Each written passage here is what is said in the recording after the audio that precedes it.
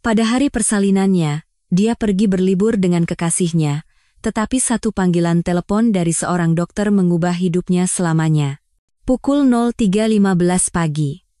Dian Puspita terbangun oleh rasa sakit yang menusuk perutnya seperti sambaran petir. Dia telah mengalami pasang surut emosi selama 8,5 bulan kehamilannya, tetapi sensasi ini berbeda. Lebih kuat, lebih nyata. Dia perlahan bangkit dari tempat tidur, tangannya meraba-raba sisi tempat suaminya, Bima Prakoso, seharusnya berada. Spray yang dingin hanya mengkonfirmasi apa yang sudah ia ketahui. Suaminya tidak pulang lagi.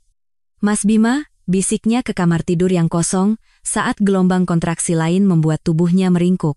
Apartemen 2 kamar mereka di Bintaro terasa lebih sunyi dari biasanya. Para tetangga tertidur, jalanan lengang dari suara mobil, dan hanya dengungan kulkas di kejauhan yang memecah keheningan. Sambil berpegangan pada sandaran kepala tempat tidur, Dian bersusah payah bangkit dan berjalan ke jendela. Lampu jalan menerangi jalanan Jakarta yang sepi di malam hari, dan dia merasa seperti jalanan itu. Dengan hati yang hampa, dia menelepon Bima untuk kelima kalinya dalam 2 jam terakhir. Panggilannya langsung dialihkan ke pesan suara. Wajahnya yang biasanya tenang kini berkerut karena frustrasi. Rambut koklat gelapnya diikat seadanya, dan mata hijaunya yang lelah tampak bengkak. Kebiasaannya menggigit bibir bawah saat cemas semakin parah dalam beberapa bulan terakhir.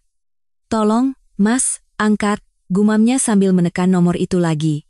Tidak ada jawaban. Dia pergi ke dapur dan menyeduh teh kamomil, tetapi sebelum sempat menyesapnya, kontraksi lain datang. Kali ini berbeda. Lebih lama, lebih dalam. Cangkir teh itu tumpah ke wastafel putih, dan dengan intuisi primal yang hanya dimiliki seorang ibu, Dian tahu waktunya telah tiba. Dengan tangan gemetar, dia mengambil daftar yang telah disiapkannya beberapa minggu lalu dari laci dapur. Nomor telepon Rumah Sakit Pondok Indah, 0200-765-7525. Dia telah melatih momen ini ribuan kali dalam benaknya, tetapi dia tidak pernah membayangkan akan sendirian. Dia menelepon kakaknya, Dewi Puspita, yang tinggal di Bekasi. "Dian, ada apa?" Suara Dewi yang mengantuk terdengar cemas. "Mbak?" Sepertinya sudah waktunya. Tapi Mas Bima tidak ada." "Apa? Maksudmu tidak ada? Dia kan suamimu." "Aku tahu, aku akan ke sana sekarang juga." Tidak ada waktu. Jarak kontraksinya terlalu dekat. Aku akan panggil taksi saja." Dian menutup telepon sebelum Dewi sempat membantah. Perjalanan dari Bekasi akan memakan waktu setidaknya 40 menit, dan kontraksinya kini datang setiap 5 menit. Sambil menunggu taksi, dia memandangi apartemennya. Di dinding tergantung foto-foto pernikahan mereka 4 tahun lalu. Bima tersenyum di pantai Senggigi di Lombok, tempat mereka berbulan madu. Dian, dalam gaun pengantin sederhana, memeluknya di depan gereja lingkungan mereka. Di setiap foto, Bima tampak seperti suami yang sempurna, tampan, perhatian, dan penuh kasih. Sungguh ironis. Bel panggilan taksi membawanya kembali ke dunia nyata. Dia mengambil tas yang sudah disiapkannya di dekat pintu, piyama, pakaian dalam, perlengkapan mandi, dan selimut rajut kuning yang dibuatnya sendiri untuk bayinya. Saat menutup pintu apartemen, dia merasakan sensasi aneh, seolah-olah sedang menutup satu babak dalam hidupnya. Sopir taksi itu seorang pria paruh baya dengan logat Jawa Timuran yang kental.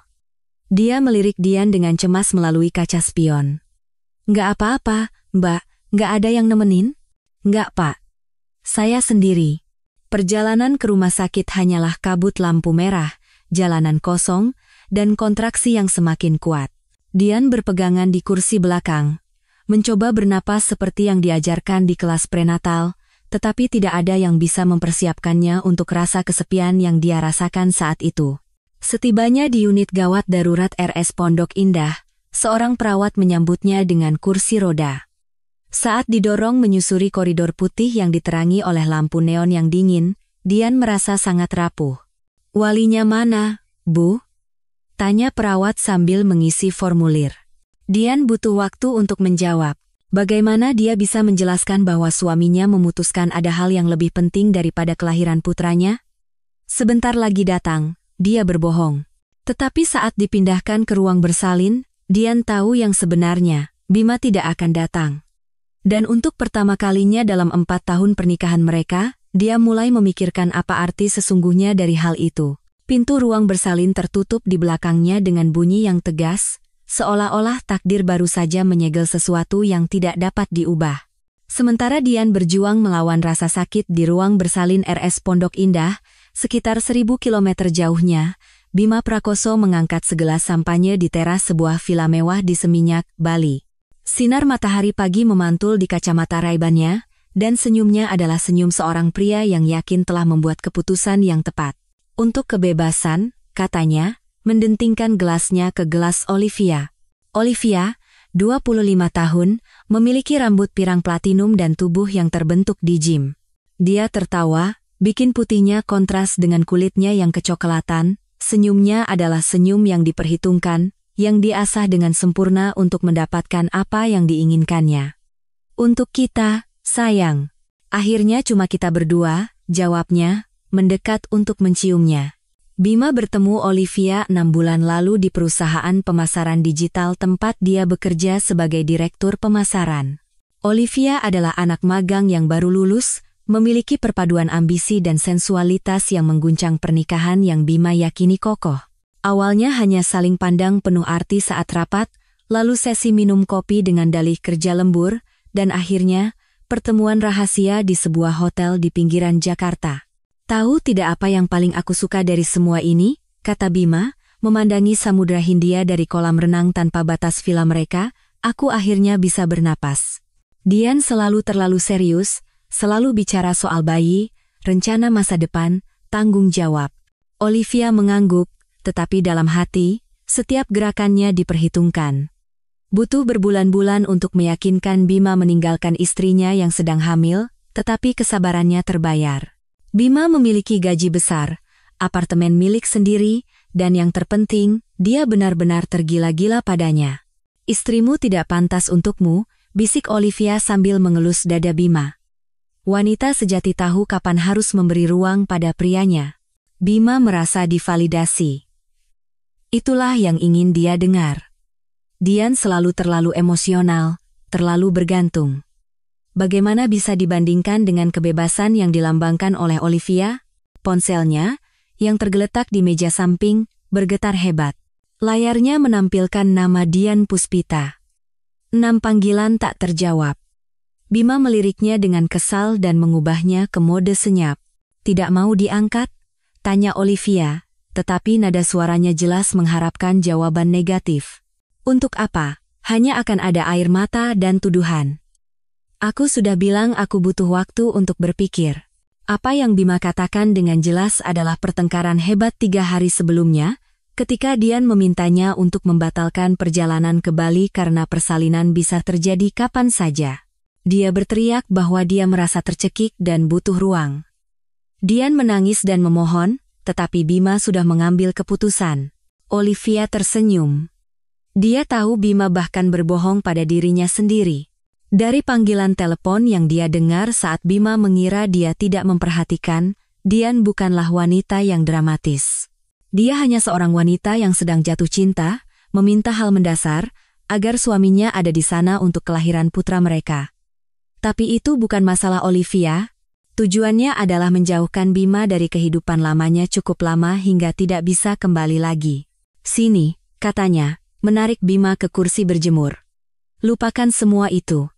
Sekarang hanya ada kau dan aku. Bima menyerah, membiarkan sampainya dan matahari Bali menghapus jejak rasa bersalah. Untuk pertama kalinya dalam beberapa bulan, dia merasa benar-benar bebas. Sementara itu, di Jakarta, setelah berjam-jam kontraksi, Dian dipindahkan ke kamar perawatan. Dokter Tirtayasa, seorang pria berusia 50-an dengan rambut beruban prematur dan ekspresi serius, memeriksa rekam medisnya dengan cemas. Ibu Dian, jarak kontraksi Anda melebar lagi. Sepertinya kita harus melakukan induksi. Apakah suami Anda masih dalam perjalanan? Dian memejamkan mata.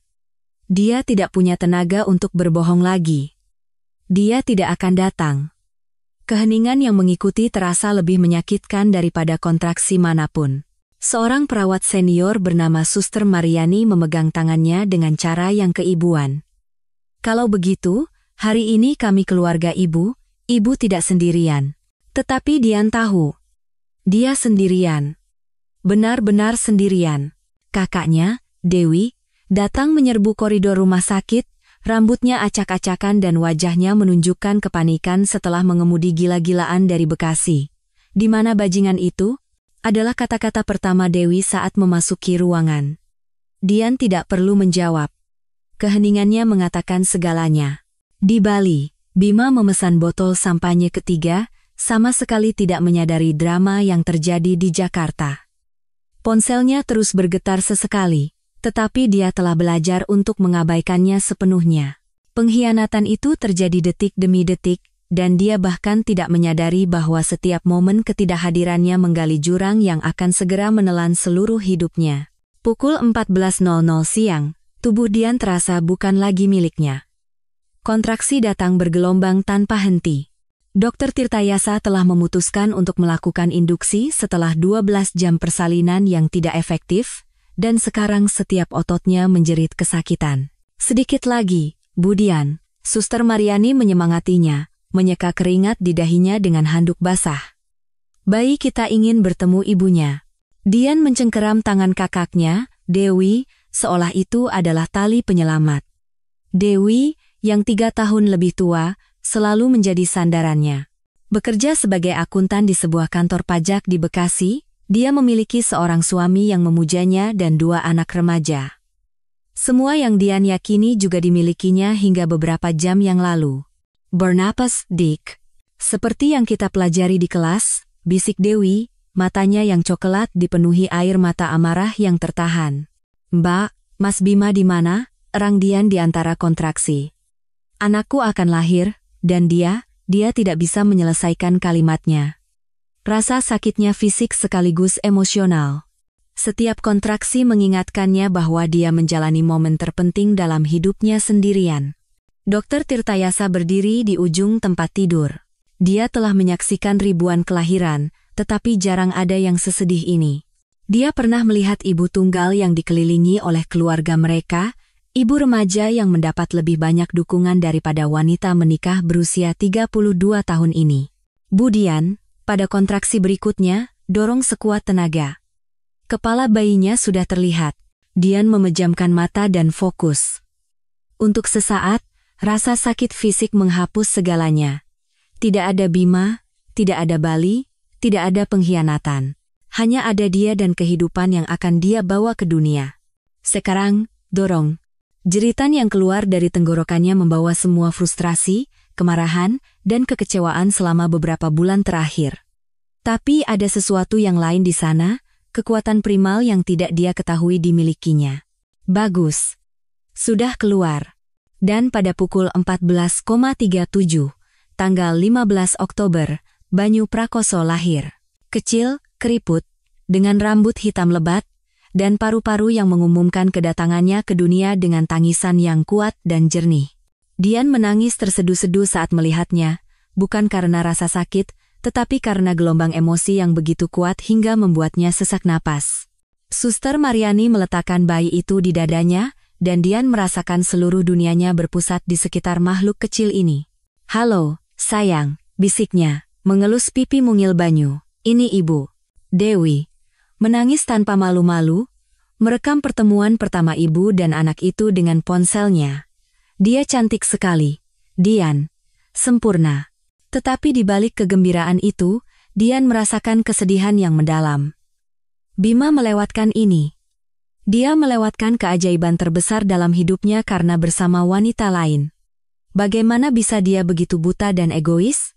Sementara itu, di Bali, Bima baru saja bangun dari tidur siangnya di tepi kolam renang. Sampainya pagi itu membuatnya pusing, dan matahari mulai terbenam. Olivia pergi berbelanja ke pusat kota Kuta, dan untuk pertama kalinya hari itu, Bima sendirian dengan pikirannya. Ponselnya menunjukkan 17 panggilan tak terjawab dari Dian dan 5 dari Dewi. Ada juga beberapa pesan teks yang belum dibaca. Apa terjadi sesuatu? Untuk pertama kalinya, dia merasakan kekhawatiran yang tulus, tetapi dengan cepat meyakinkan dirinya sendiri bahwa Dian hanya bersikap dramatis, seperti biasa. Mungkin hanya kontraksi palsu, berharap dia akan bergegas pulang. Dia tidak akan jatuh ke dalam perangkap itu. Dia menelepon Olivia. "Oh, sayang, kamu sudah kembali? Aku kangen. Aku di Discovery Mall, menemukan sandal yang cantik. Mau pesan tempat di La Favela untuk makan malam?" Suara Olivia ceria dan tanpa beban. "Tentu saja. Malam ini kita berpesta." "Merayakan apa?" Bima memandang cakrawala, tempat matahari mulai mewarnai langit dengan warna oranye. "Merayakan kebebasanku yang akhirnya tiba." Di Jakarta, Dian sedang menyusui Banyu untuk pertama kalinya. Bayi itu langsung menyusu, seolah secara naluriah tahu bahwa ibunya adalah segalanya di dunia ini. Dia pejuang, ya. Seperti ibunya, kata Suster Mariani, yang datang untuk memeriksa kembali tanda-tanda vitalnya. Dian tersenyum untuk pertama kalinya dalam beberapa hari. Itu benar. Dia adalah seorang pejuang, dan sekarang dia punya alasan untuk berjuang. Dokter Tirtayasa masuk ke kamar dengan ekspresi serius. "Bu Dian, ada yang perlu saya sampaikan. Ada sedikit komplikasi selama persalinan. Tekanan darah Anda turun ke tingkat yang berbahaya, dan pendarahannya lebih banyak dari biasanya. Anda baik-baik saja sekarang, tapi suami Anda masih belum muncul. Secara hukum, saya harus memberitahunya tentang apa yang terjadi." Dian menatap putranya yang tertidur di pelukannya. Banyu bernapas dengan ketenangan sempurna bayi baru lahir, sama sekali tidak menyadari drama yang terjadi di sekelilingnya. Lakukan apa yang harus dokter lakukan. Tapi ketahuilah, mulai sekarang, satu-satunya keluarga yang penting adalah anak ini. Dokter Tirtayasa mengangguk dan meninggalkan ruangan, telepon di tangannya. Sudah waktunya Bima Prakoso menghadapi konsekuensi dari keputusannya. Panggilan yang akan dia terima akan mengubah segalanya, selamanya. Bima sedang bercukur di kamar mandi suite hotel mereka untuk makan malam ketika ponselnya berdering, suaranya menggema di dinding marmer, memecah suasana santai yang telah ia nikmati sepanjang hari. Nomor tak dikenal muncul di layar. Dia hampir menolaknya, tetapi sesuatu membuatnya berubah pikiran. "Halo? Dengan Bapak Bima Prakoso? Suami dari Ibu Dian Puspita?" Suara di seberang terdengar profesional dan serius. "Iya, benar. Siapa ini?" "Saya Dr. Tirtayasa dari Rumah Sakit Pondok Indah, Jakarta. Saya menelepon untuk memberitahu Anda bahwa istri Anda telah melahirkan beberapa jam yang lalu." Bima membeku. Buih cukur menetes dari wajahnya saat bobot kata-kata itu meresap ke dalam benaknya. Di suatu tempat di dalam dirinya, dia tahu saat ini akan datang, tetapi dia telah berusaha keras untuk mengabaikannya. "Oh, dia sudah melahirkan. Apa dia baik-baik saja? Putra Anda lahir pada pukul 14,37, berat 3,2 kilogram, dan dalam keadaan sehat. Namun, istri Anda mengalami komplikasi serius selama proses persalinan. Terjadi pendarahan pasca persalinan, dan tekanan darahnya turun ke tingkat yang kritis. Kami berhasil menstabilkannya, tetapi situasinya sangat berbahaya." Bima terduduk di tepi bak mandi, kakinya lemas. Dian telah melahirkan sendirian, dan nyawanya terancam. Apa dia baik-baik saja sekarang? "Stabil. Pak Bima, di mana Anda sekarang? Istri Anda terus mencari Anda." Suara dokter itu terdengar tegas. Sangat tidak biasa bagi seorang ayah untuk tidak hadir pada kelahiran anaknya. Tuduhan yang tak terucap dalam suara dokter itu sangat jelas. Bima merasa dunianya runtuh. "Saya sedang dalam perjalanan bisnis." "Begitu. Nah, Anda harus datang untuk menandatangani beberapa dokumen, dan tentu saja, untuk bertemu putra Anda. Dan saya juga harus memberitahu Anda bahwa beberapa media lokal telah memberitakan situasi ini. Sepertinya salah satu anggota keluarga Anda memberitahu pers. Mereka menyebutnya penelantaran." "Media? Penelantaran apa?" Dokter itu terdiam sejenak. "Pak Bima, istri Anda melahirkan benar-benar sendirian. Kakaknya baru tiba setelah kontraksi dimulai.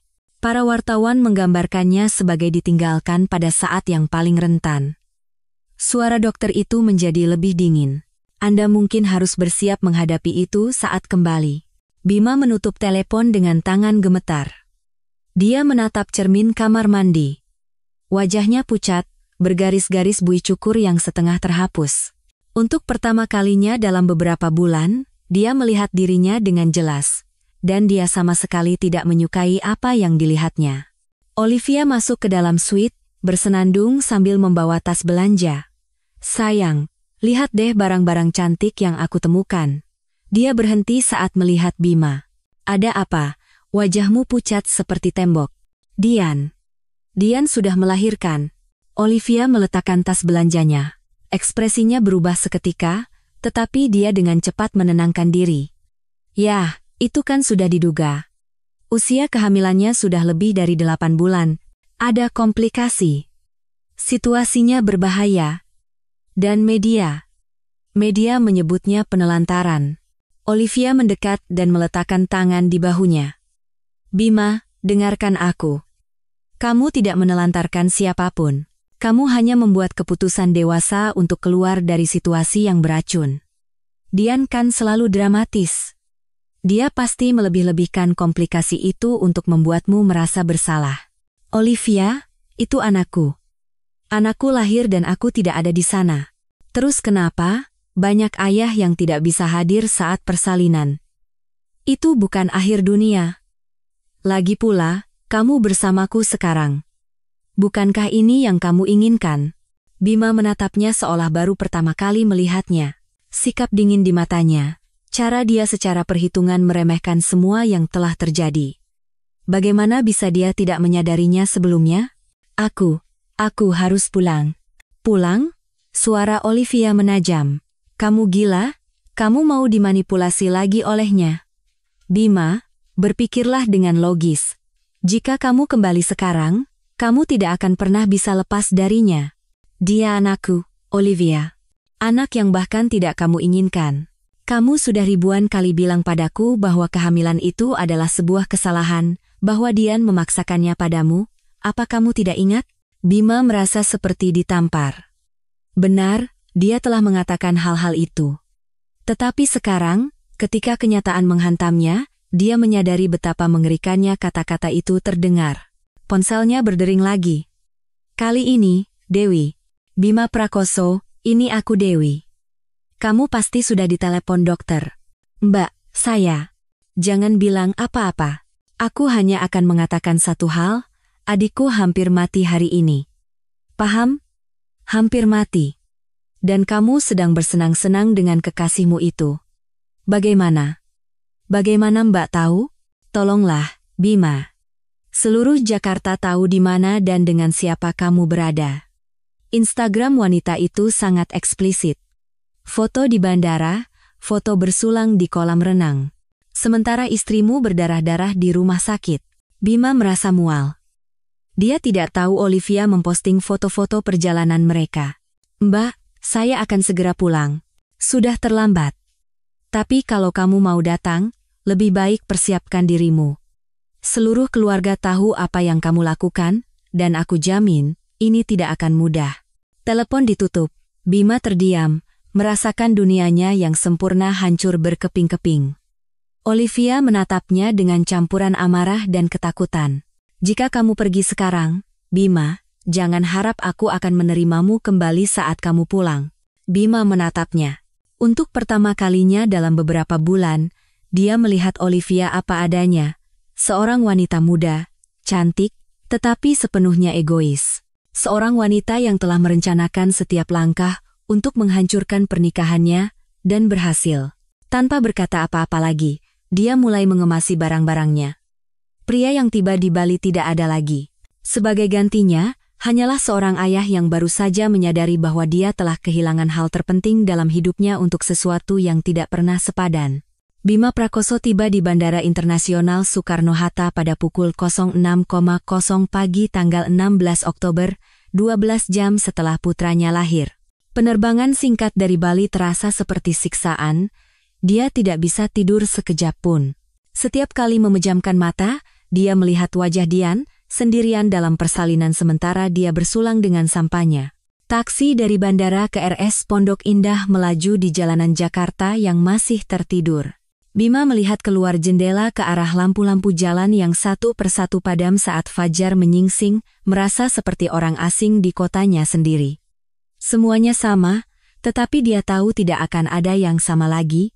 Dia mencoba menelepon Dian selama perjalanan, tetapi ponselnya mati.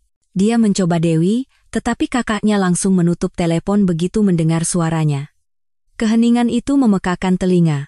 Setibanya di rumah sakit, Bima berjalan terhuyung-huyung ke bangsal kebidanan. Untuk pertama kalinya dalam beberapa tahun, dia benar-benar gugup. Di meja perawat, seorang perawat senior berkacamata menatapnya dengan dingin ketika dia menanyakan kamar Dian Puspita. "Bapak ayahnya?" Pertanyaan itu terdengar seperti tuduhan. "Iya. Saya Bima Prakoso." Perawat itu memandangnya dari atas ke bawah. Jeans kusut, kemeja tidak disetrika, dan janggut 2 hari. Dia tidak terlihat seperti seseorang yang baru saja kembali dari perjalanan bisnis, seperti yang tertulis di formulir. Kamar 312. "Tapi istri Anda bilang dia tidak mau menerima tamu." Bima merasakan perutnya mulas. Dia berjalan menyusuri koridor putih, langkah kakinya menggema di lantai linoleum. Dia sampai di pintu kamar 312. Melalui jendela kaca, dia bisa melihat Dian duduk di tempat tidur, menggendong sebuah bungkusan kecil di lengannya. Dia sedang menyusui. Itulah pertama kalinya dia melihat putranya. Dia mengetuk pintu dengan hati-hati. Dian mengangkat kepala, dan ekspresinya mengeras saat melihatnya. Selama beberapa detik yang terasa seperti selamanya, mereka saling menatap. Lalu, Dian membuang muka. "Masuk." Suaranya tanpa emosi. Bima masuk ke kamar seperti orang yang berjalan di ladang ranjau. Dian mengenakan gaun rumah sakit biru pucat. Rambutnya diikat seadanya, dan lingkaran hitam yang dalam membingkai wajahnya.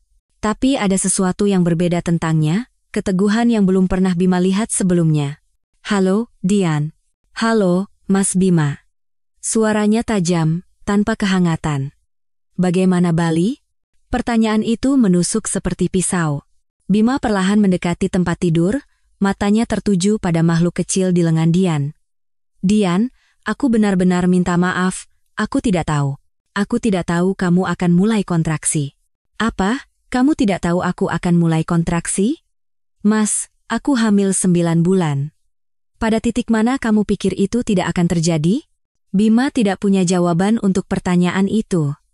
Dia duduk dengan hati-hati di kursi di samping tempat tidur, menjaga jarak. "Bagaimana keadaan bayinya?" tanyanya, menatap si kecil.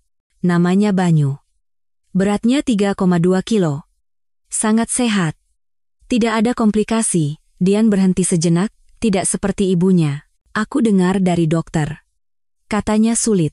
Pendarahan pasca persalinan. Tekanan darah rendah yang berbahaya. Aku hampir menerima transfusi darah." Dian menatap lurus ke matanya. "Kakakku harus menandatangani formulir persetujuan darurat karena suamiku terlalu sibuk bersenang-senang dengan asistennya di Bali." Bima tersentak mendengar kata-kata blak-blakan itu. Dian tidak pernah berbicara seperti itu. "Dian, dia bukan asistenku."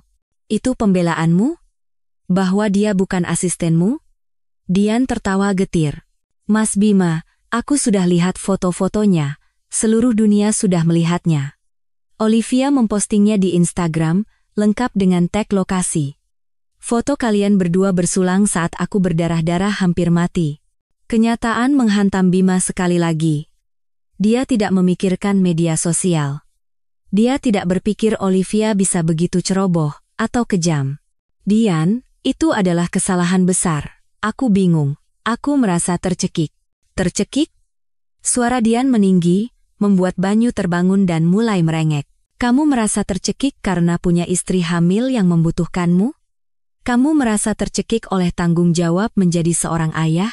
Dian dengan lembut mengayunkan Banyu untuk menenangkannya, dan Bima menyadari betapa alaminya peran ibu baginya, seolah-olah dia dilahirkan untuk itu.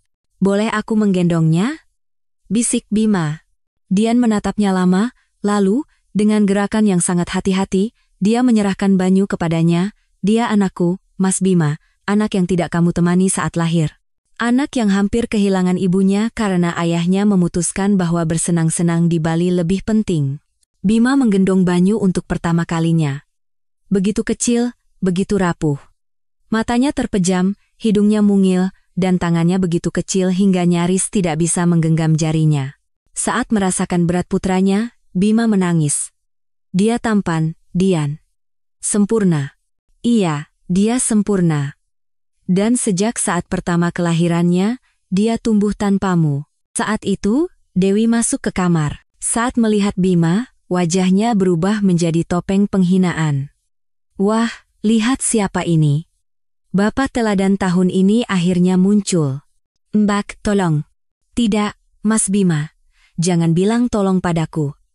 Kamu tahu bagaimana rasanya melihat adikku sendirian di ruang bersalin itu? Mendengarnya meneriakkan namamu sementara kamu menikmati liburan dengan kekasihmu? Bima, merasa kalah total, mengembalikan Banyu ke Dian. Bagaimana dia bisa memperbaiki ini? Dian dan Dewi saling bertukar pandang.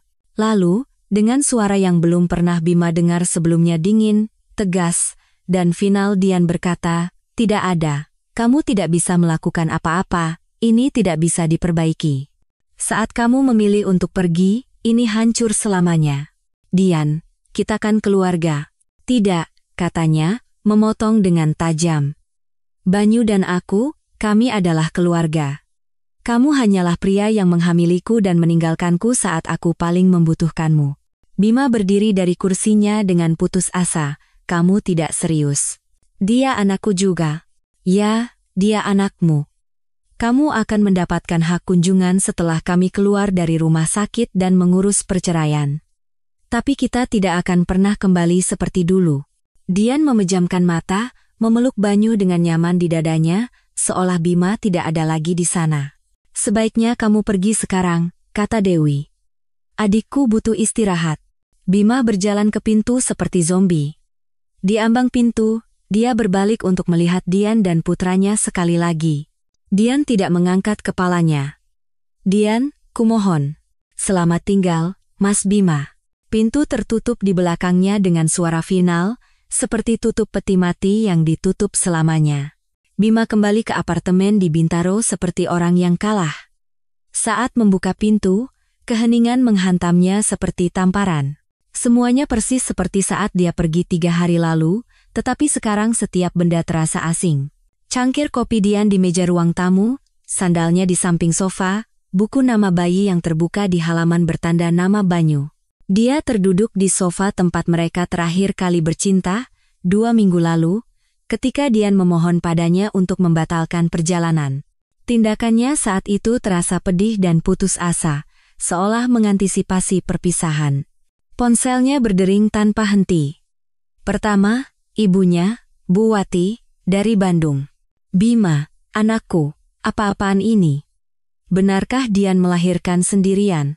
Bima tidak tahu harus berkata apa. Ibunya berusia 70 tahun, tinggal sendiri sejak ayahnya meninggal 5 tahun lalu, dan menyayangi Dian seperti putrinya sendiri. Bu, ini rumit. Rumit? Bima, di mana kamu saat cucuku lahir? Saya sedang dalam perjalanan bisnis. Keheningan di seberang telepon mengatakan lebih banyak daripada teriakan manapun. Bima, jangan anggap ibumu bodoh. Kakakmu, Anissa, sudah menceritakan semuanya. Foto-foto itu, wanita itu. Bagaimana bisa kamu melakukan ini pada Dian? Bima memejamkan mata. Kakaknya, Anissa, seorang agen properti, sangat aktif di media sosial. Tentu saja dia melihat postingan Olivia. Bu, aku tidak mau membicarakan ini sekarang. Tapi ibu mau. Dian itu seperti malaikat, Bima, malaikat, dan kamu itu bajingan. Jangan pernah berpikir untuk datang ke Bandung sebelum kamu membereskan kekacauan ini. Ibunya menutup telepon. Untuk pertama kalinya dalam hidupnya, ibunya menutup teleponnya. 1 jam kemudian, bel pintu berbunyi. Itu Doni, teman SMA-nya, yang pernah tinggal bersamanya selama beberapa tahun sebelum menikah. Bima, apa yang sudah kamu lakukan? Doni masuk tanpa menunggu diundang. Dia seorang insinyur, seumuran dengan Bima, dan selalu menjadi yang lebih bijaksana di antara mereka berdua. Kamu juga tahu? Tahu? Bima? Ini jadi berita utama di setiap grup WhatsApp kompleks. Foto-foto Bali, Dian di rumah sakit. Apa yang kamu pikirkan? Bima menuang whisky, meskipun baru pukul 10 pagi. Aku tidak berpikir. Itulah masalahnya. Wanita itu. Olivia? Dia masih di Bali? Tidak tahu. Dia tidak menelepon. Aku bilang aku akan pergi dan dia tidak mengatakan apa-apa. Doni duduk di seberangnya dengan ekspresi serius. Bima, ada yang perlu kamu tahu. Tadi malam aku di warung kopi langganan kita dengan anak-anak. Saat aku datang, semua orang diam. Aku tanya ada apa, dan Rahmat menunjukkan foto-foto Instagram itu. Semua orang tahu apa yang kamu lakukan, Bung. Dan tidak ada yang mengerti. Bima merasakan perutnya melilit. Warung kopi itu adalah tempat pesta lajangnya, tempat dia menonton pertandingan sepak bola dengan teman-temannya selama 15 tahun. Apa yang mereka katakan? Bahwa kamu brengsek. Maaf harus belak-belakan. Tapi itulah yang mereka katakan. Rahmat punya anak perempuan usia 2 tahun, dia tidak mengerti bagaimana seorang pria bisa meninggalkan istrinya saat melahirkan. Bima menenggak whiskinya. Jadi, apa yang harus aku lakukan sekarang? Berjuanglah untuk keluargamu. Pergi ke Dian, berlutut, memohon, lakukan apapun yang diperlukan. Aku sudah ke rumah sakit. Dia bilang sudah berakhir. Kalau begitu teruslah mencoba. Bima, Dian mencintaimu. Selalu mencintaimu. Kamu mengacaukannya, tapi mungkin ada cara untuk memperbaikinya. Saat itu, ponsel Bima berdering. Nomor tak dikenal. Dengan Bima Prakoso. Ya, siapa ini? Saya Galang, wartawan dari Harian Jakarta. Saya ingin menanyakan beberapa pertanyaan tentang kasus penelantaran istri Anda yang sedang melahirkan. Bima langsung menutup telepon, tetapi telepon berdering lagi. Kali ini wartawan dari media online lokal lain, lalu dari stasiun radio. Dalam 1 jam, Bima menerima 14 panggilan. Doni, ini semakin serius. Bima, satu hal yang harus kamu tahu, di Indonesia, meninggalkan istri yang sedang hamil adalah hal terburuk yang bisa kamu lakukan secara sosial. Kamu adalah penjahat yang sempurna bagi media. Sore harinya, telepon datang dari atasannya, Pak Marwan. Bima, temui saya di kantor saya besok pagi-pagi. Pak, ada apa? Bima, saya menerima telepon dari 3 klien. Mereka bertanya apakah benar salah satu direktur pemasaran kami meninggalkan istrinya yang sedang melahirkan untuk berlibur dengan kekasihnya. Apa yang harus saya jawab? Bima merasakan simpul di perutnya.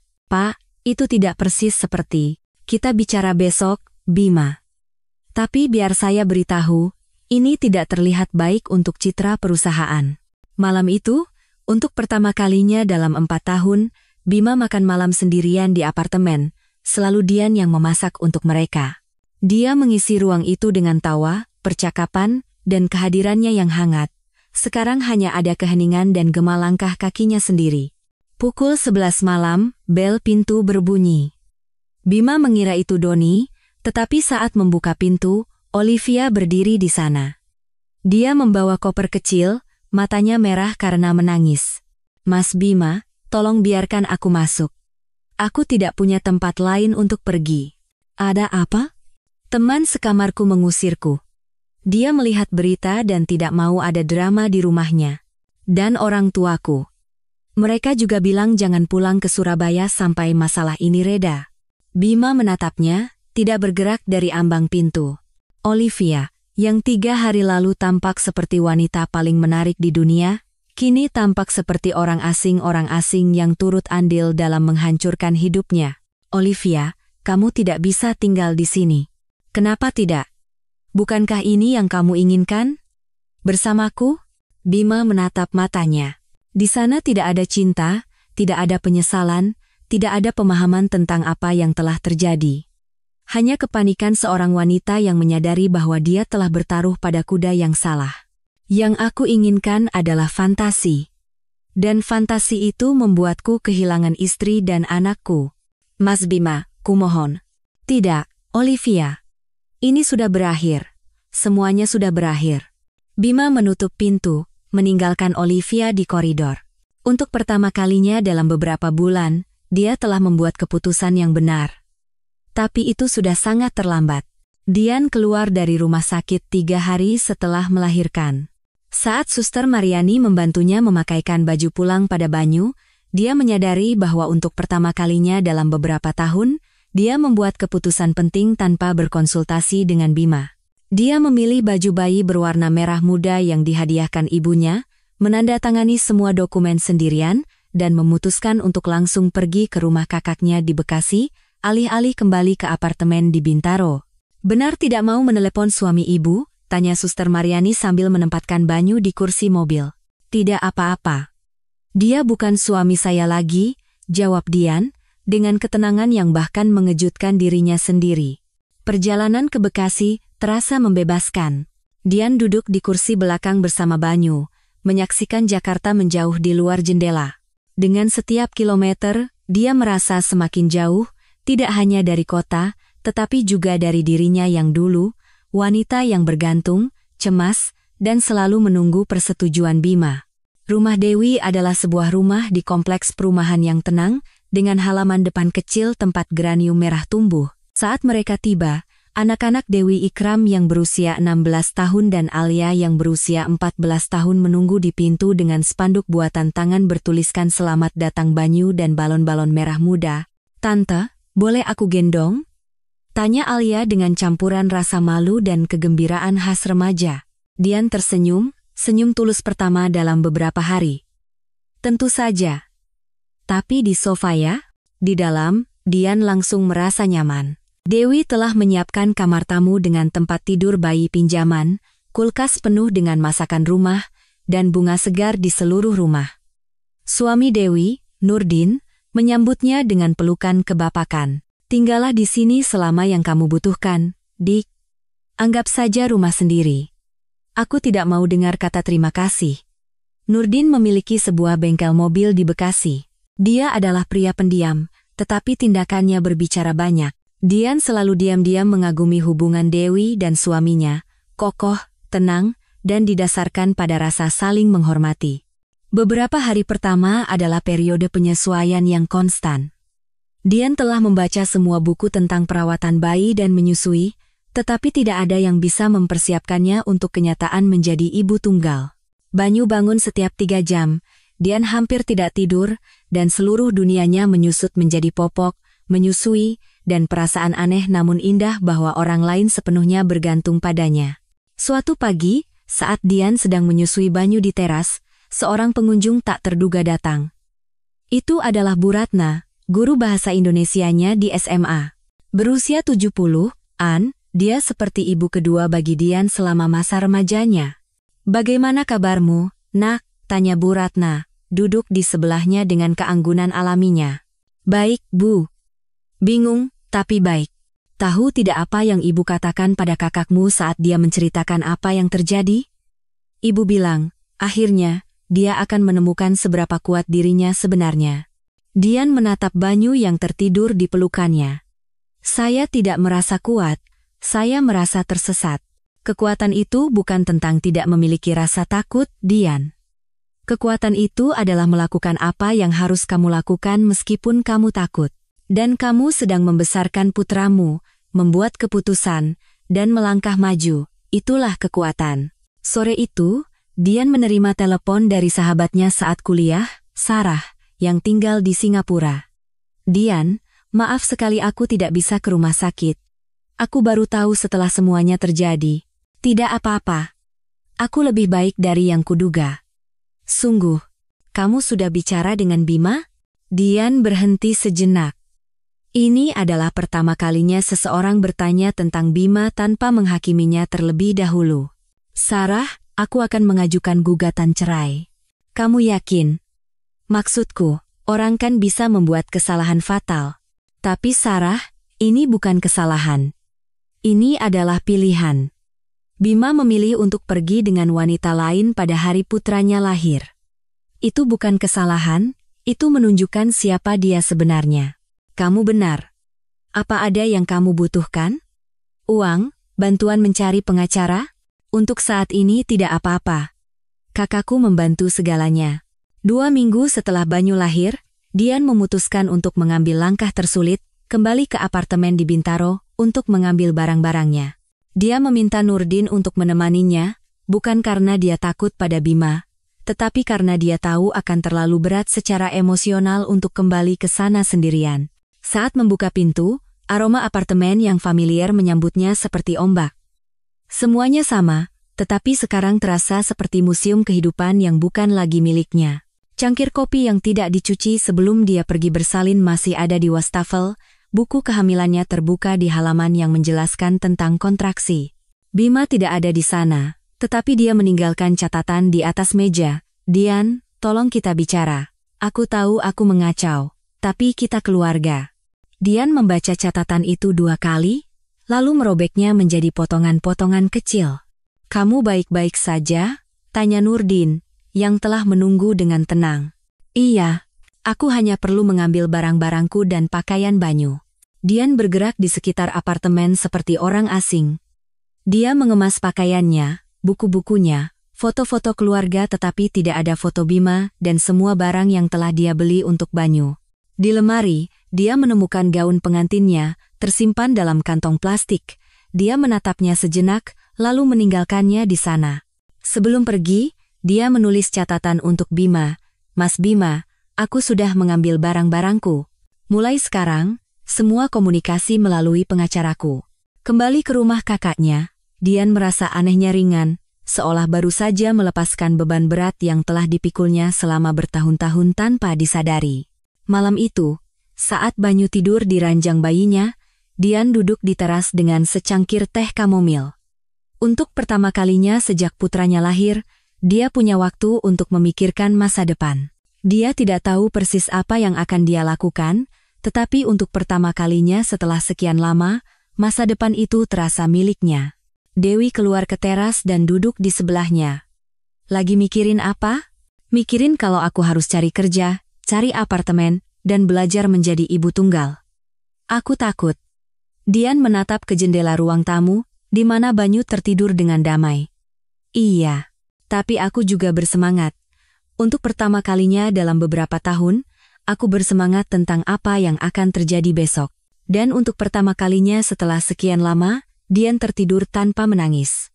Bima duduk di sofa di apartemen yang kini terasa seperti gua, membaca catatan Dian. Semua komunikasi melalui pengacaraku. Kata-kata itu terus bergema di kepalanya. Dian telah berada di rumah, menyentuh barang-barangnya, menghirup udara yang sama dengannya, tetapi tidak pernah sekalipun merasa perlu untuk menemuinya. Keesokan harinya, Bima pergi ke kantor, berharap pekerjaan bisa menjadi pengalih perhatian. Tetapi begitu dia memasuki gedung kaca tempat dia bekerja selama 5 tahun, dia merasakan ada yang berubah. Percakapan berhenti saat dia lewat, mata membuang muka, dan sapaan pagi terdengar canggung. Pak Marwan menunggunya di balik meja jati yang besar, wajahnya serius. Bima, duduk. Kita perlu bicara. Bima duduk di kursi kulit, mencoba mempertahankan sikap profesional yang selalu dia tunjukkan di kantor ini. Pak, saya tahu, situasi pribadi saya kurang baik, tapi... Sudahlah, Bima. Pak Marwan melepas kacamatanya dan mengusap matanya. 3 klien utama kita menelepon.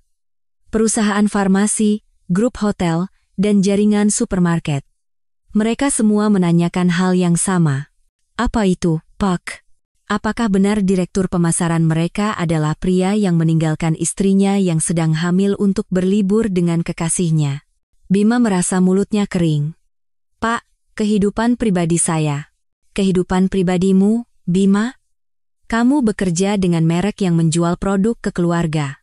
Menurutmu perusahaan mana yang mau diasosiasikan dengan pria yang menelantarkan anaknya yang baru lahir? Keheningan menyelimuti mereka. Pak Marwan mengetukkan jari-jarinya di meja. Bima, kamu sales yang kompeten. Kamu telah membawa hasil yang baik untuk perusahaan. Tapi ini tidak bisa diperbaiki. Apakah saya dipecat?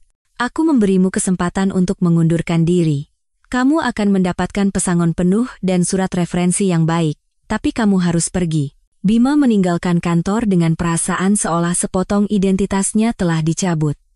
Pekerjaannya telah menjadi tempat berlindungnya selama bertahun-tahun, tempat di mana dia merasa kompeten dan dihormati. Sekarang, itu pun hilang. Dalam perjalanan pulang, dia menelepon ibunya untuk menceritakan tentang pekerjaannya.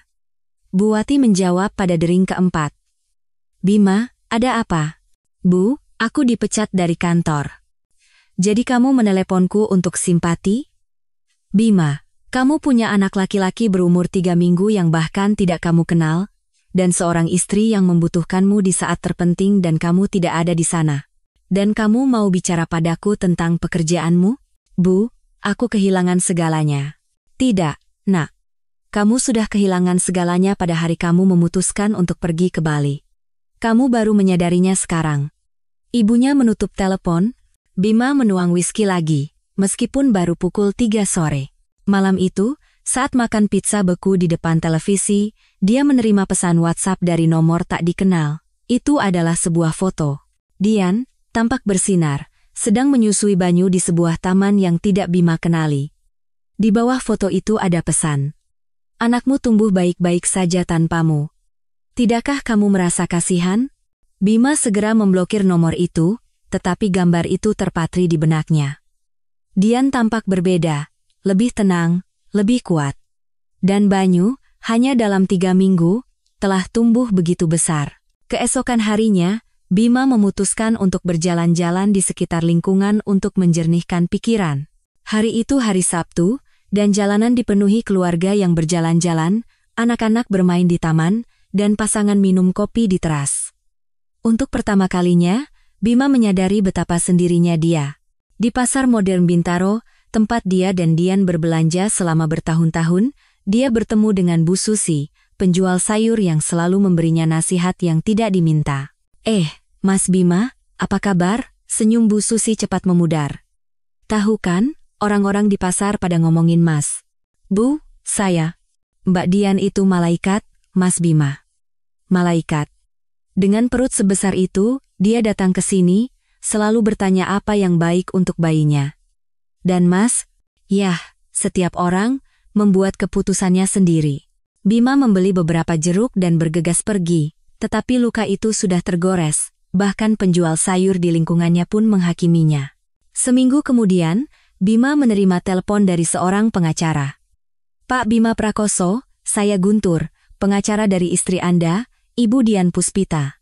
Saya menelepon untuk memberitahu Anda bahwa kami telah memulai proses perceraian. Perceraian? Ya. Ini termasuk hak asuh anak di bawah umur, tunjangan anak, dan pembagian harta gono gini. Apakah Anda memiliki pengacara? Bima merasa dunianya benar-benar runtuh. Tidak, saya tidak punya. Sebaiknya Anda mencarinya. Anda akan menerima surat-suratnya melalui pos tercatat dalam beberapa hari. Malam itu, untuk pertama kalinya dalam beberapa tahun, Bima mabuk berat. Dia menangis untuk Dian, untuk Banyu, untuk dirinya yang dulu, dan untuk pria yang telah menjadi dirinya sekarang. Dia terbangun di sofa pukul 5 pagi dengan sakit kepala dan kejernihan pikiran yang mengerikan. Dia mengambil ponselnya dan menulis pesan panjang untuk Dian, memohon pengampunan, memohon kesempatan kedua, berjanji untuk berubah. Dia menulis dan menghapusnya 5 kali. Akhirnya, dia hanya menulis, Dian, tolong izinkan aku melihat Banyu. Itu saja. Balasan datang 3 jam kemudian. Mas Bima, pengacaraku akan menghubungimu untuk mengatur jadwal kunjungan yang diawasi. Kunjungan yang diawasi. Seolah-olah dia berbahaya bagi putranya sendiri. Bima menatap cermin kamar mandi.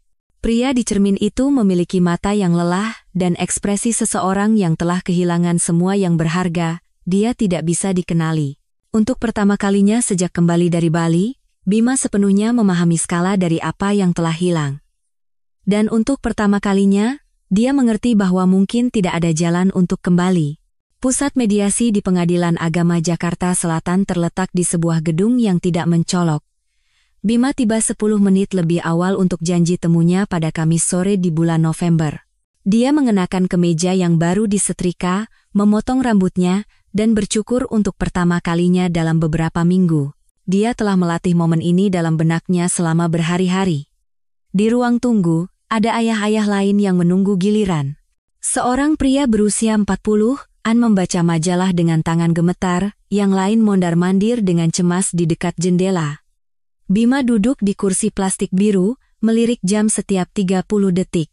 Tepat pukul 3, Dian muncul. Bima menahan napas saat melihatnya. Dia mengenakan jeans gelap dan sweater turtleneck krem, rambut coklatnya diikat rendah. Dia terlihat lebih baik dari sebelumnya. Berat badan kehamilannya telah hilang, kulitnya bersinar, dan mata hijaunya memiliki tekad yang tidak Bima ingat. Di lengannya ada Banyu, yang sekarang berusia 5 minggu dan tampak jauh lebih besar. Hati Bima sakit karena putranya telah banyak berubah dan dia tidak ada di sana untuk menyaksikannya. "Dian," bisik Bima, bangkit dari kursinya.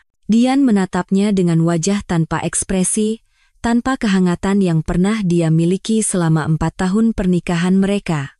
"Halo, Mas Bima." Suaranya sopan tapi dingin. Seorang mediator bernama Ibu Ningsih mendekati mereka. Ibu Ningsih adalah seorang wanita berusia 50-an, seorang psikolog yang berspesialisasi dalam terapi keluarga, dengan kacamata berbingkai tanduk dan senyum profesional namun tulus. "Selamat sore, Pak Bima, Bu Dian. Mari kita ke ruang pertemuan." Ruang pertemuan itu kecil dan nyaman. Ada tumpukan mainan di satu sudut, karpet lembut di tengah, dan jendela yang menghadap ke halaman. Di sudut, ada kamera yang tidak mencolok yang pasti merekam segalanya. "Pak Bima, hari ini adalah pertemuan pertama Anda dengan Banyu yang diawasi. Pertemuan akan berlangsung selama 1 jam. Selama 15 menit pertama, Bu Dian akan tetap di sini untuk membantu Banyu merasa nyaman. Setelah itu beliau akan pindah ke ruangan sebelah. Anda bisa mengamati melalui jendela kaca jika mau." Bima mengangguk, merasa aneh, seperti penjahat yang sedang diawasi. Dian duduk di sofa kecil, menggendong dan menatap Banyu dengan kelembutan alami yang Bima ingat. Banyu mengenakan baju monyet merah muda dengan gambar beruang, matanya terbuka, mengamati sekeliling dengan rasa ingin tahu yang kuat khas bayi. "Boleh aku menggendongnya?" tanya Bima, duduk di ujung sofa yang lain. Dian menatapnya sejenak, seolah mengukur sesuatu dari ekspresinya. "Boleh. Tapi kalau dia menangis, langsung kembalikan." Dengan gerakan hati-hati, Dian menyerahkan Banyu kepadanya. Bima menerima bayi itu seolah-olah dia adalah boneka kaca, menyadari setiap gerakannya di bawah tatapan cermat Dian dan Ibu Ningsih. Untuk kedua kalinya dalam hidupnya, Bima menggendong putranya, dan dia merasakan gelombang emosi. Banyu terasa lebih berat dari sebelumnya. Rambutnya lebih lebat, sapuan hitam lembut. Matanya, masih berwarna abu-abu yang tidak jelas khas bayi baru lahir, menatapnya dengan sungguh-sungguh. "Halo, jagoan," bisik Bima. "Ini ayah." Banyu tidak memberikan reaksi khusus, tetapi dia juga tidak menangis. Dia hanya mengamatinya dengan intensitas khas bayi, seolah-olah sedang menilainya. "Dia sudah besar ya," kata Bima, menatap Dian. "Bayi tumbuh setiap hari." Terutama di beberapa minggu pertama, jawaban Dian bersifat faktual, tanpa emosi. "Tidurnya nyenyak? Makannya baik?" "Iya." Dia anak yang sangat tenang. Bangun 2 kali di malam hari untuk menyusu, tapi langsung tidur lagi. Bima merasa aneh mendengar informasi itu, seolah dia adalah pengunjung yang bertanya tentang hewan peliharaan seseorang. 15 menit berlalu dalam keheningan yang canggung. Dian berdiri, "Aku akan ke ruangan sebelah. Kalau ada apa-apa, Ibu Ningsih ada di sini." Dian keluar tanpa menoleh ke belakang. Bima, sendirian dengan Banyu dan mediator, merasa tersesat. "Apa yang harus saya lakukan?" tanyanya pada Ibu Ningsih. "Cukup bersamanya. Ajak bicara, nyanyikan lagu, kenali dia. Bayi perlu waktu untuk terbiasa dengan suara dan kehadiran Anda." Bima mencoba mencari kata-kata. Dia berbicara tentang Jakarta, tentang cuaca, tentang betapa tampannya Banyu, tetapi kata-katanya terdengar dipaksakan dan tidak wajar. Dia tidak tahu bagaimana berbicara dengan putranya sendiri. Setelah 20 menit, Banyu mulai rewel. Awalnya suara kecil, lalu gerakan yang lebih gelisah, dan akhirnya, tangisan yang cepat mengeras. Sepertinya dia lapar, kata Ibu Ningsih. Itu normal untuk jam segini. Bima mencoba menenangkannya, mengayunnya dengan lembut, tetapi Banyu menangis semakin keras. Dia merasa benar-benar tidak berdaya. Dian segera muncul di ambang pintu. Sini. Bima mengembalikan Banyu padanya, dan Dian duduk di sofa.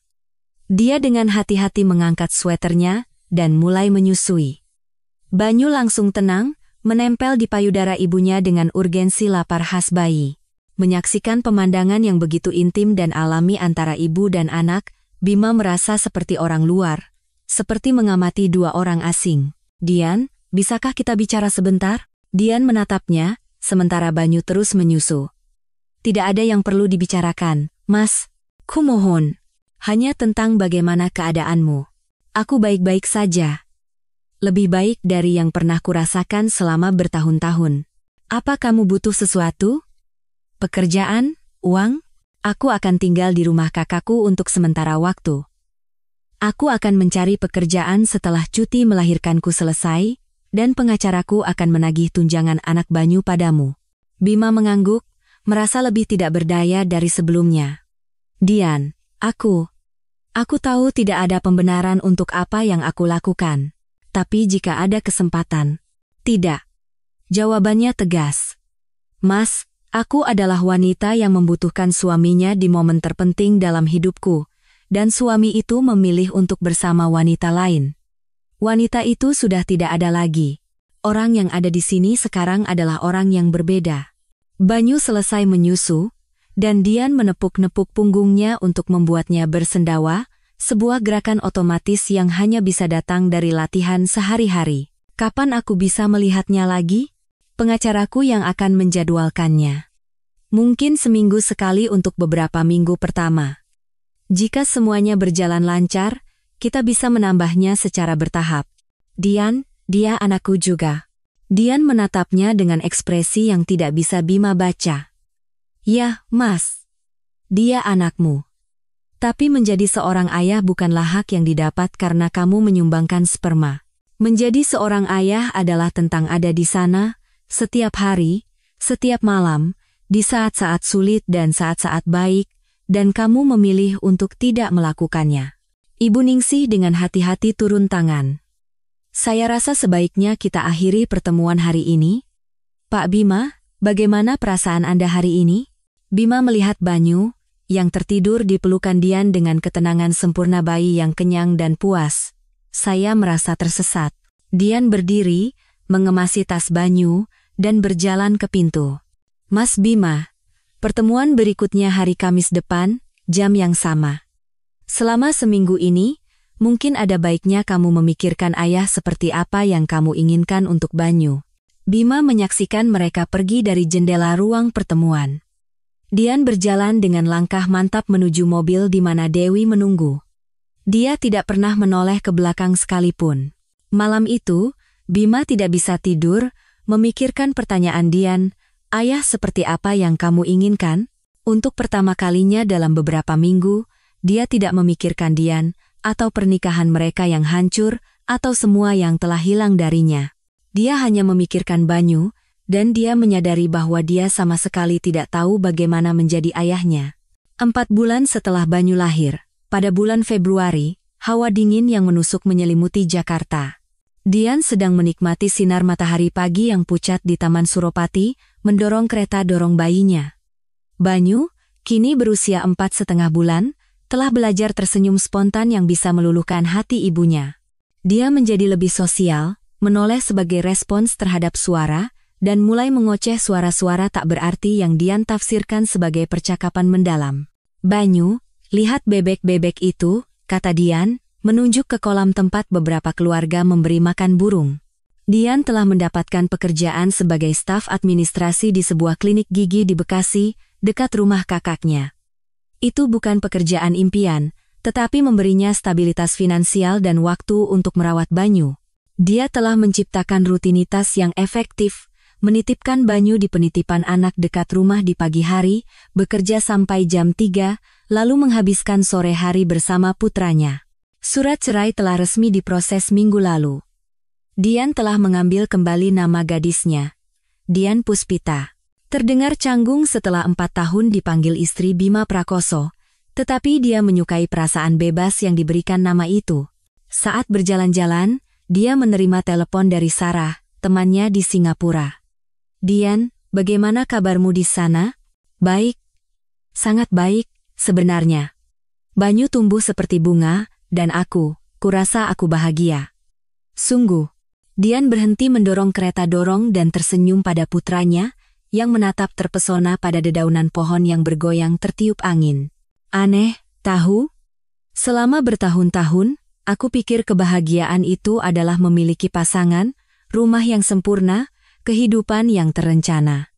Tapi sekarang hanya ada aku dan Banyu, dan aku merasa utuh. Bagaimana pertemuan dengan Bima? Dian menghela napas.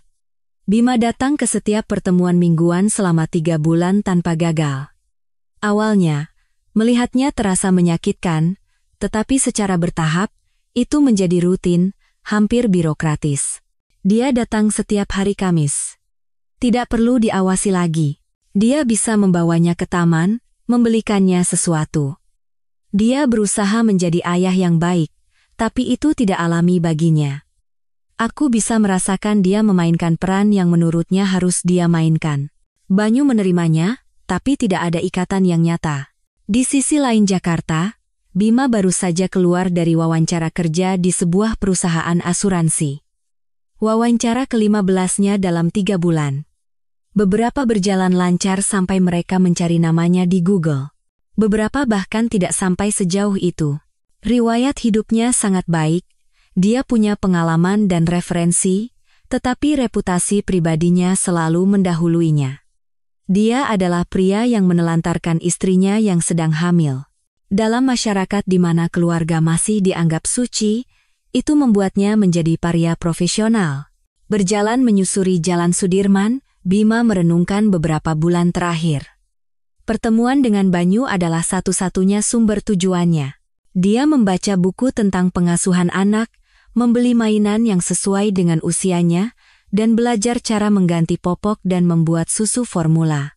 Tetapi sekeras apapun dia mencoba, dia merasa seperti sedang memainkan peran. Banyu adalah anak yang manis dan tenang, tetapi ketika dia menangis, Bima masih tidak tahu harus berbuat apa. Ketika membutuhkan kenyamanan, bayi itu jauh lebih cepat tenang di pelukan Dian daripada di pelukannya. Seolah-olah putranya secara naluriah tahu siapa tempat berlindungnya yang sebenarnya. Bima mencoba membangun kembali kehidupan sosialnya, tetapi teman-teman di warung kopi masih bersikap dingin padanya. Hanya Doni yang tetap berhubungan secara teratur, tetapi bahkan dia pun menarik garis yang jelas. Bima, aku mendukungmu sebagai teman, tapi aku tidak bisa membela apa yang kamu lakukan, katanya dalam percakapan terakhir mereka. Kamu harus menerima bahwa beberapa konsekuensi berlangsung selamanya. Sore itu, Bima memutuskan untuk melakukan sesuatu yang telah ditundanya selama berbulan-bulan, menelepon Olivia. Dia tidak pernah melihatnya lagi sejak malam di Bali itu, tetapi melalui gosip, dia tahu bahwa Olivia telah kembali ke Surabaya, ke rumah orang tuanya. Mas Bima. Suara Olivia terdengar terkejut. Halo, Olivia, apa kabar? Baik. Rumit. Kamu gimana? Buruk, jujur saja. Aku kehilangan pekerjaan, pernikahan, anakku. Mas Bima, tentang kejadian itu. Aku tidak tahu akan jadi sebesar itu. Bima merasakan tawa pahit keluar dari tenggorokannya. Tidak tahu akan jadi sebesar itu? Olivia, kamu meyakinkanku untuk meninggalkan istriku yang sedang hamil dan pergi ke Bali bersamamu. Bukan aku yang meyakinkan. Kamu yang ingin keluar dari pernikahan itu. Aku hanya ada di sana. Percakapan berlanjut selama 5 menit lagi. Ketika telepon ditutup, Bima menyadari bahwa dia sedang mencari orang lain untuk disalahkan, padahal tanggung jawab itu sepenuhnya miliknya. Malam itu, Dian memutuskan untuk makan malam dengan rekan kerjanya yang juga seorang janda dan telah menjadi teman baiknya. Mereka duduk di teras sebuah restoran di Bekasi, sementara Banyu tidur dengan tenang di kereta dorongnya. "Dian, boleh aku tanya sesuatu yang pribadi?" kata temannya sambil mengaduk kopinya. "Tentu saja. Apa kamu rindu punya hubungan?" "Maksudku, bukan Bima, tapi hanya memiliki seseorang untuk berbagi kehidupan sehari-hari." Dian menatap Banyu, yang tidur dengan ketenangan sempurna khas bayi yang terawat baik. "Tahu tidak, awalnya iya. Beberapa hari pertama setelah cerai, aku bangun dan secara otomatis mencari seseorang di sampingku. Tapi sekarang, aku tidak tahu. Aku merasa seperti sedang belajar untuk merasa nyaman dengan diriku sendiri untuk pertama kalinya dalam hidupku. Jika seseorang datang, aku akan terbuka." Dian tersenyum. "Aku tidak menutup kemungkinan. Tapi dia harus mengerti bahwa Banyu dan aku adalah satu paket. Dia harus mengerti bahwa aku bukan lagi wanita yang akan menyesuaikan segalanya untuk menyenangkan pasangannya." Pukul 11 malam, Bima duduk di apartemennya, yang nyaris tidak bisa dia pertahankan berkat tabungannya. Dia makan malam dengan pizza beku, menonton televisi tanpa memperhatikan. Di meja samping tempat tidurnya ada foto Banyu yang diambilnya saat pertemuan. Itu satu-satunya foto putranya yang dia miliki, dan dia melihatnya setiap malam sebelum tidur. Ponselnya berdering. Nomor tak dikenal. Dengan Bima Prakoso. "Ya. Siapa ini?" "Saya Guntur dari Asuransi Jaya. Kita bertemu di wawancara hari ini." Bima duduk tegak, penuh harapan. "Ya, tentu saja. Ada kabar baik, Pak Bima, saya akan jujur. Pengalaman Anda luar biasa. Anda memiliki pengalaman yang kami cari, dan wawancara Anda berjalan dengan baik. Tapi, Dewan Direksi telah memutuskan untuk tidak melanjutkan perekrutan." "Kenapa?" "Pak Bima, kami bekerja dengan klien keluarga. Kami menjual asuransi jiwa, asuransi keluarga.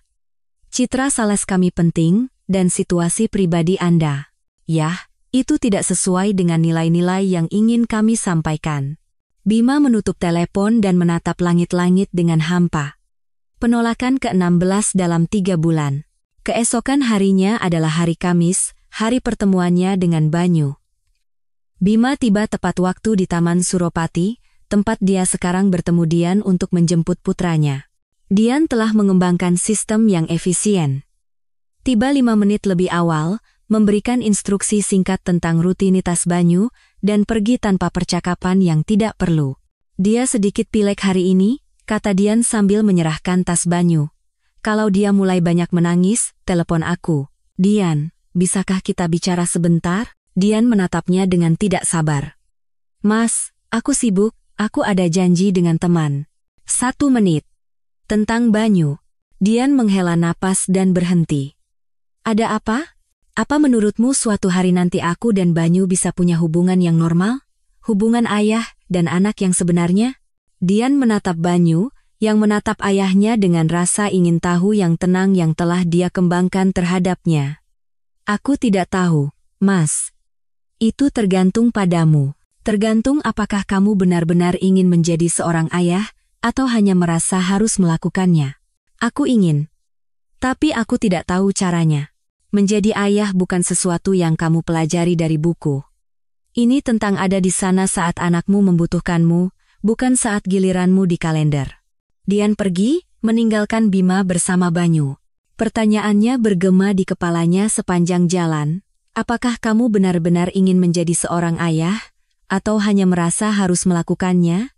Berjalan di jalanan Jakarta sambil mendorong kereta dorong, Bima menyadari bahwa Dian telah menemukan kedamaian yang masih dia cari. Dan mungkin pencarian itu adalah sesuatu yang harus dia lakukan sendirian. 2 tahun kemudian, pada bulan Oktober 2027, Dian mendorong ayunan tempat Banyu, yang kini berusia 2,5 tahun, tertawa dengan kegembiraan murni yang hanya dimiliki anak kecil. Itu adalah hari Sabtu pagi di sebuah taman di Bekasi, dan sinar matahari musim gugur menciptakan suasana yang sempurna. Banyu telah tumbuh menjadi anak yang cerdas, dengan rambut coklat ibunya dan rasa ingin tahu yang membuatnya menjelajahi setiap sudut dunia di sekitarnya. "Lebih tinggi, Ibu. Lebih tinggi," teriak Banyu dengan campuran bahasa Indonesia dan ocehan khasnya. Dian tersenyum, menikmati saat-saat ini yang telah menjadi harta karun kecil baginya. Dia telah mendapatkan pekerjaan yang lebih baik di sebuah kantor notaris di Jakarta Pusat. Dia punya apartemen sendiri, kecil tapi nyaman, di dekat rumah kakaknya, dan dia telah membangun kehidupan yang stabil dan tenang untuk mereka berdua. Dari kejauhan, dia melihat Udin datang, pria yang telah dikencaninya selama 6 bulan terakhir. Udin adalah seorang guru olahraga di sekolah dasar tempat Banyu akan masuk tahun depan. Dia seorang duda dengan seorang putri berusia 5 tahun bernama Bunga. Hubungan mereka dimulai perlahan, tanpa terburu-buru, didasarkan pada percakapan panjang dan saling menghormati. "Hai, jagoan," sapa Udin, dan Banyu berlari ke arahnya dengan tangan terbuka.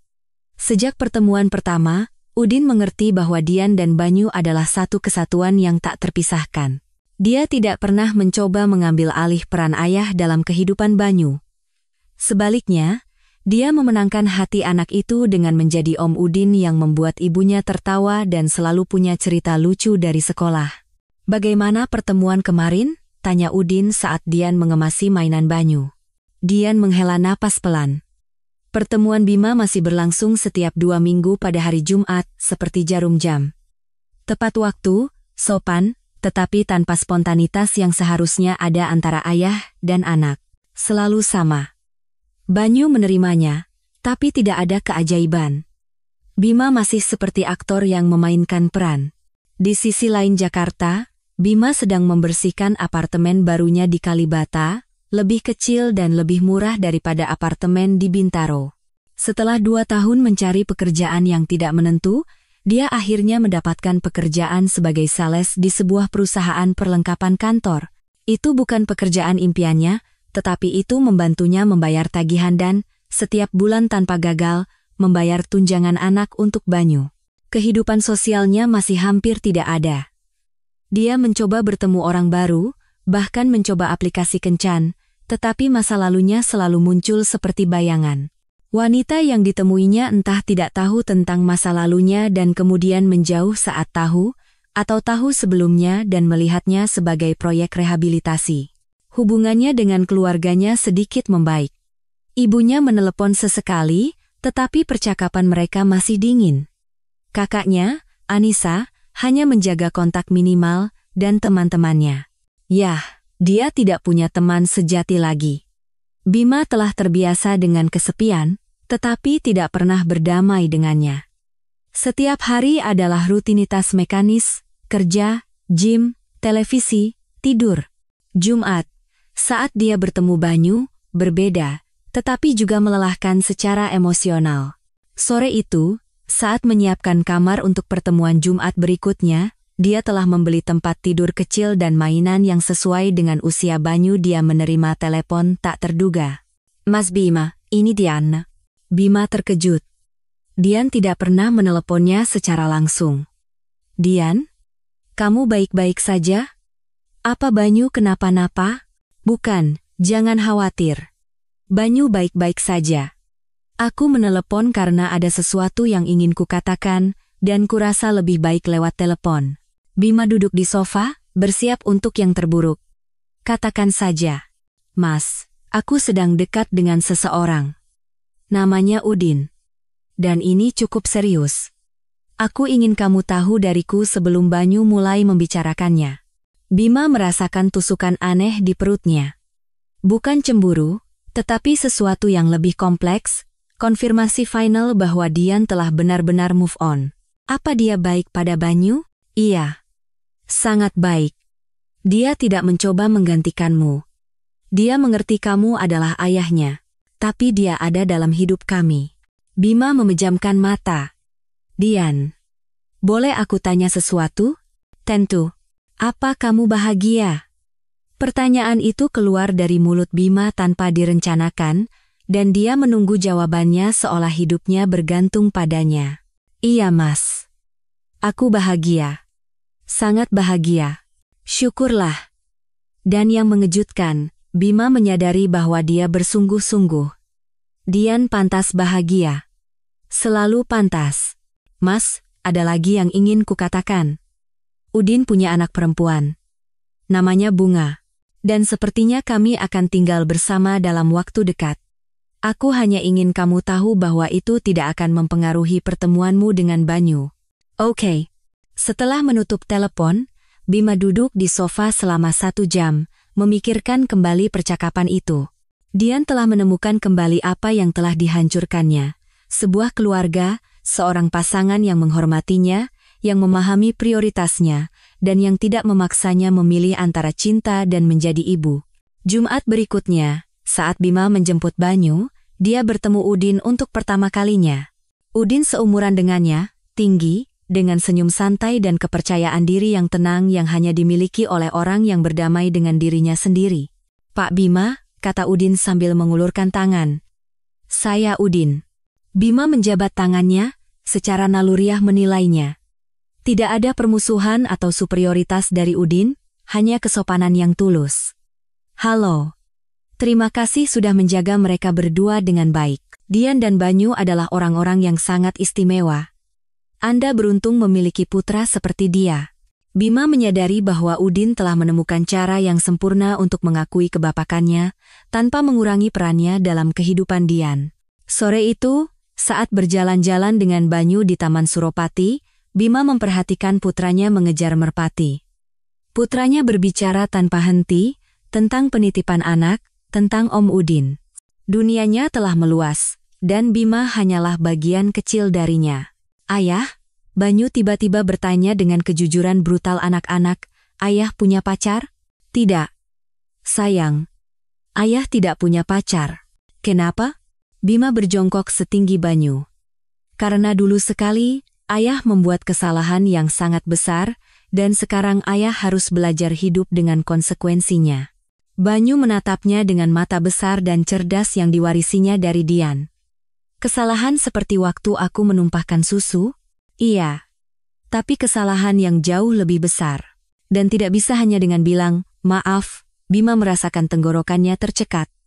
Terkadang, sayang, bilang maaf saja tidak cukup untuk memperbaiki segalanya. Banyu mengangguk dengan keseriusan yang terkadang ditunjukkan anak-anak, seolah dia mengerti kebenaran yang tidak bisa dijelaskan oleh orang dewasa.